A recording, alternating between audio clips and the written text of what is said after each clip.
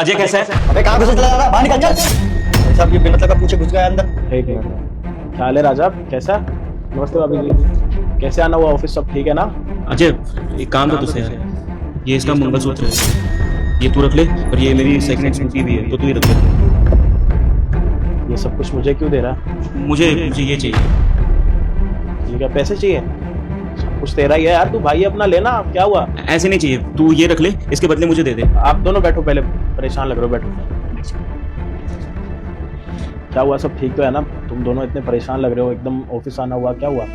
देख यार अजय, तू मेरा दोस्त है, मैं जानता हूँ तू मेरी मदद करना चाहता है, लेकिन मैं ऐसे नहीं लेने वाला। मैं तुझे दे रहा हूँ ना, अपनी स्कूटी दे रहा हूँ, ये मंगलसूत्र दे रहा हूँ, इसका जितना बनता है ना उतना मेरे पे दे दे। अब मार्केट में मैं गया था, लेकिन वहाँ पर जो वो ब्याज खोर होते हैं, उन्होंने मुझे बोला कि 15%, 20% इन सब चीज़ों पर ब्याज मिलेगा, और मैं दे भी दूँ, लेकिन कोई गारंटी नहीं है कि वो पैसे देंगे नहीं देंगे, कब देंगे समझ नहीं आ रहा। इसलिए मैं अपने एक अच्छे दोस्त के पास आया हूँ। तू ये पैसे रख ले, इसको मार्केट में बेच दे, जितना भी कुछ मिले, तो उसके बदले मुझे पैसे दे दे।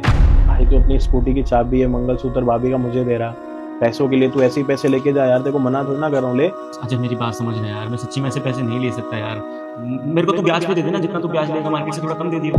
हाँ ये बिल्कुल सही कह रहे हैं, हमें पैसों की जरूरत है, हम मानते हैं, पर हम आपसे ऐसे पैसे नहीं ले सकते। आप ये रखिए ना सामान, और इसके बदले हमें कुछ पैसे दे दीजिए, हम आपको जल्दी वापस लौटा देंगे। देखिए भाभी जी, मैं कोई सुनार तो हूँ नहीं कि आपका मंगलसूत्र लूँ और स्कूटी की चाबी लूँ, बदले में पैसे दूँ। आप लोग मेरे परिवार जैसे हो, अगर आप लोगों को पैसे चाहिए तो आप लोग पैसे ले सकते हो, कल परसों वापस करना, लेकिन आप दोनों इतने परेशान क्यों और इतनी जल्दी पैसे क्यों चाहिए? अब बताइए ना इनको, हमें क्यों जरूरत है इन पैसों की? चुप बैठे क्यों?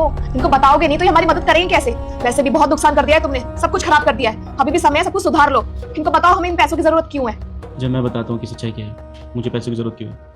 मेरे चाचा जी है ना, वो कमेटी का काम करते हैं, मतलब हर महीने पैसे लेके कमेटी डालते हैं, और इस बार वो कह रहे थे कि 5 लाख की कमेटी डालूंगा। कुछ 13-14 मेंबर्स थे, मैंने सोचा कि मुझे भी पैसों की जरूरत होगी तो काम आ जाएगा, लेकिन 5 लाख की कमेटी में मेरी इतनी हैसियत नहीं थी कि मैं पूरी 5 लाख की डाल सकूँ। तो 2.5 लाख तो मेरे पास थे कि 2.5-3 लाख की अगर होती तो मैं खुद से हिसाब से कर लेता। तब इसके भाई ने मुझे बोला कि जीजा जी अगर ऐसी कमेटी डाल रहे हो ना तो एक काम करो, मुझे भी शामिल कर लो अपने साथ, कि 2.5 लाख मैं भरूंगा और 2.5 लाख आप भर देना, तो इसमें आपका भी काम हो जाएगा, मेरा भी काम हो जाएगा, क्योंकि वो कोई दुकान खोलना चाहता था। तो मैंने बोला ये तो बढ़िया बात है यार, मेरे लिए सही सौदा है कि मुझे भी पैसों की जरूरत है तो मेरी भी मदद हो जाएगी, और तुझे पैसों की जरूरत है तेरी भी मदद हो जाएगी, तो एक 5 लाख की कमेटी भर देते हैं। और ट्रस्ट की बात रही तो मेरे चाचा जी हैं, वो बहुत अच्छे इंसान हैं, कभी लेके नहीं भागेंगे पैसा, तो इसके भाई ने पूरा मेरे पर ट्रस्ट कर लिया।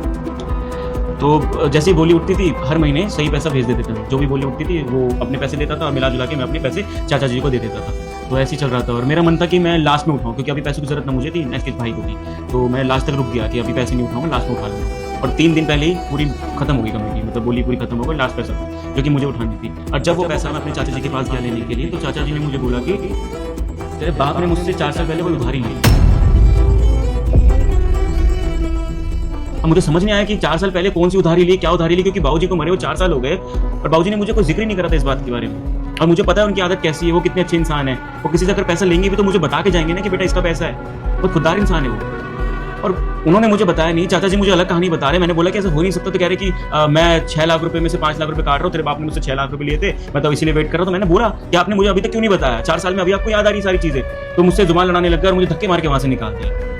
मुझे लग रहा था कि वो कुछ ना कुछ तो षड्यंत्र रच रहे मेरे लिए, मतलब मुझे पता है कि वो मेरे पैसे हैं, वो जानबूझ के हड़पना चाहते हैं, इसीलिए मुझे कोई टोक नहीं रहते। अगर पैसे चाहिए थे तो बीच में बोलते ना कि भाई तेरे बाप ने पैसे लिए थे, ऐसे सारी चीजें।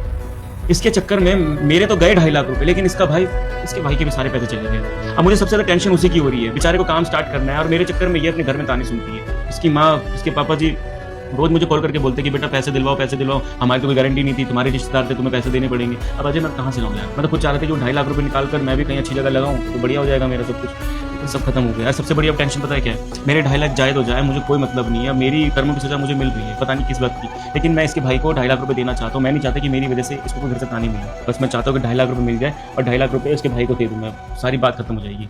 भैया मैंने इनको लाख बार समझाया था कि रिश्तेदारी में कभी ऐसा काम नहीं करना चाहिए कि पैसे का लेन देन, पर ये तो बस अपने चाचा का गुण गाए जा रहे थे। मेरे चाचा ऐसे है वैसे है, बहुत अच्छे हैं, दिख रहा है ना कितने अच्छे हैं तुम्हारे चाचा। हमारी तो सुनी नहीं इन्होंने। पर भैया आप ही हमारी मदद कर सकते हैं, हमारी मदद कर दीजिए, नहीं तो पता नहीं बहुत बुरा हो जाएगा हमारे साथ। और भैया आपको पता है रोज हमारे मायके से हमें फोन आ रहे हैं, हमारे पापा का, हमारी माँ का, और हमारा भाई तो यहाँ तक कह रहा है कि पता नहीं कहाँ ब्याह दिया है अपनी बहन को, लेकिन क्या करें, इनकी भी कोई गलती नहीं है, पता नहीं मती मारी गई थी इनकी जो उन्होंने ये सब कर दिया। पर भैया आप ही हमें इस मुसीबत से बाहर निकाल सकते हैं, हमारी मदद कर दीजिए बस। तो बाकी घर वालों से बात नहीं करी? मतलब मौसी, बुआ, बहुत सारे लोग होते हैं परिवार में, उनसे एक बारी बात करो यार। कैसी बातें करता है, 21वीं सदी में जी रहे हैं, यहाँ पे कोई घर वाला नहीं होता, कोई बाहर वाला नहीं होता, कि तो मुझे बस तेरा ख्याल आया कि हाँ मेरे दोस्त है, मैं उसके पास जाऊँगा मदद करने के लिए तो मेरी मदद करेगा। अगर मेरी जेब में पैसे होंगे ना अजय, तब जाके मेरे रिश्तेदार मुझसे पूछेंगे कि तुमने 2 वक्त का खाना खाया नहीं खाया। मेरे सगे चाचा ऐसे निकले तो कौन साथ देगा मेरा? और मजे की बात पता है क्या है, कोई भी मेरी साइड नहीं है, सब मेरे चाचा जी की साइड है। क्यों? क्योंकि उनके पास पैसा है, गाड़ी है, दौलत है। सबको पता है कि मेरे बाबूजी कितने ईमानदार थे। उनकी सगी बहन वो तक अपना मुंह बंद करके बैठी है, वो कुछ नहीं बोल रही अपने भाई के लिए, मेरे भाई के लिए। ऐसे कोई रिश्तेदारी होती है उनके पास जाके मैं पैसे मांगू? बता। तो ये नहीं समझ रहे कि मेरे बाबूजी ने अगर चोरी नहीं करी है तो उस पर हम बोलते हैं, चाचा जी को समझाते हैं, लेकिन नहीं, सब उनकी तरफ है। किसके पास जाऊंगा भीख मांगने यार? बाबूजी होते हैं ना तो इतना कुछ देखना नहीं पड़ता मेरे को। और अजय तुझे पता है यार, जब तक बाबूजी थे तब तक अच्छा था, उनके जाने के बाद कुछ खत्म हो गया यार। फैक्ट्री बंद करनी पड़ी, घर बेचना पड़ा, सारी तरफ से कर्जा इतना आ गया था कि कुछ रहा ही नहीं मेरे पास। अगर वो रहते तो सारी चीज़ें सही हो जाती। मेरे को तो इस आपदा में भी नहीं आने देते थे बाबूजी, वो सब कुछ खुद संभाल लेते थे। अब मेरे पास यही एक रास्ता है कि मैं कमेटी भर के पैसे निकाल सकता था, लेकिन वो भी खत्म हो गया। देख मैं ज़्यादा कुछ नहीं चाहता यार, मेरे को ना सच्ची में टेंशन नहीं चाहिए लाइफ में। मैं अपनी बीवी के साथ खुश रहना चाहता हूँ, भले ही शहर को छोड़ दूंगा, लेकिन इसके भाई का पैसा देना चाहता हूँ, वो दे दे मुझे बस। ये बात तो तू सही कह रहा है। आज के टाइम में परिवार वाले भी उसी के साथ खड़े होते हैं जिसके पास पैसा होता है। वैसे यार तेरे बाबूजी का तो बड़ा नाम था, मेरे पापा तो आज भी तेरे बाबूजी की बड़ी तारीफ करते हैं कि उन्होंने आज तक किसी का 1 रुपया नहीं लिया, और अगर किसी का 1 रुपया लेते भी थे तो बाकी काम बाद में करते थे, पहले जाके उसके पैसे वापस करते थे। तो मुझे तो नहीं लगता कि तेरे पापा ने कभी किसी से 5 लाख रुपए या 6 लाख रुपए लिए हैं और वापस ना दिए हों। क्योंकि अगर हमारे घर में कभी भी किसी ईमानदारी की बात होती है या फिर किसी की मिसाल दी जाती है ना, तेरे पापा की दी जाती है कि उनकी तरह बनो, वैसा नाम करो। लेकिन अब वो इस दुनिया में है नहीं, पता नहीं तेरे चाचा तेरे साथ ऐसा क्यों कर रहे हैं। वैसे भी वो कहते हैं ना कि अपने ही अपनों को मारते हैं। दूर वाले तो फिर भी दूर रहते हैं, उनको पता नहीं होता चीज़ों का, लेकिन अपने घर वालों को तो सारी स्थिति का पता होता है। और इस टाइम पर देख तेरी जो हालत है वो चाचा जी को पता ही होगी ना कि तू मतलब अभी सर्वाइव कर रहा है पापा के जाने के बाद, लेकिन उसके बाद भी देख ले कि तेरे चाचा तेरे से इतना कुछ कर रहे हैं। अब तू चल अपने 2.5 लाख रुपए तो छोड़ भी देगा उनके ऊपर, लेकिन तेरी पत्नी है, उनके भाई को जो पैसे चाहिए वो कैसे करेगा? अब यार तू मार्केट में कहीं पे भी ये मंगलसूत्र ये चाबी लेके जाएगा तो ज़्यादा से ज़्यादा तेरे को 1 लाख रुपए मिलेंगे, और तेरे को 2.5 लाख रुपए चाहिए, वो भी किसी और का कर्जा उतारने के लिए जिसमें ना तेरी गलती थी ना कुछ। वैसे तो मैं कुछ कर नहीं सकता यार, तेरे परिवार का अपना मैटर है। अगर बाहर का मैटर होता तो मैं तेरा सपोर्ट भी करता, तेरे साथ जाके खड़ा भी होता, अपने 4 दोस्त भी बुलाता, बात अगर गुंडागर्दी की आती तो वो भी करता। लेकिन परिवार में ऐसी चीज़ें नहीं कर सकते, तेरे को पता है। लेकिन एक बात मेरी याद रखियो, आज तेरे चाचा ने तेरे से 5 लाख रुपए का फ्रॉड करा ना, आने वाले कुछ सालों में ना शायद वही चाचा तेरे से उधार मांगे। क्योंकि तुझे ही पता है कि हमारे घर की क्या स्थिति थी और ऊपर वाला सब देखता है। मैं तो इस चीज़ पे बिलीव करता हूँ कि अगर आपके 2 दिन रोने के आए ना तो 20 दिन हंसने के भी आएंगे। इसका मतलब ये है कि बुरे दिन सिर्फ 2 होते हैं और अच्छे दिन 20 होते हैं। तो अभी तेरे 2 दिन चल रहे हैं बुरे, कट जाएंगे आराम से। लेकिन देखो किसी भी चीज़ में मायूस नहीं होना और अपना ध्यान रख, भाभी का ध्यान रख। इस दौरान अगर दिमाग में तेरे कोई भी थॉट आए तो उसको गायब कर दियो, और अगर तेरा मन ना लगे तो ऑफिस तेरे लिए हमेशा खुला हुआ है, तो कभी भी आके मेरे से बात कर सकता है, अपना मन हल्का कर सकता है। कोई उल्टा सीधा स्टेप मत उठाइए पैसों के चक्कर में। और ये मंगलसूत्र ना भाभी के गले में अच्छा लगेगा, किसी को गिरवी देता हुआ अच्छा नहीं लगेगा यार, बेचता हुआ। ठीक है भाभी जी, पहले तो आप अपना ही मंगलसूत्र ले। मेरे पास एक स्कूटी है, उसको भी बेचेगा तो फिर घूमेगा कैसे?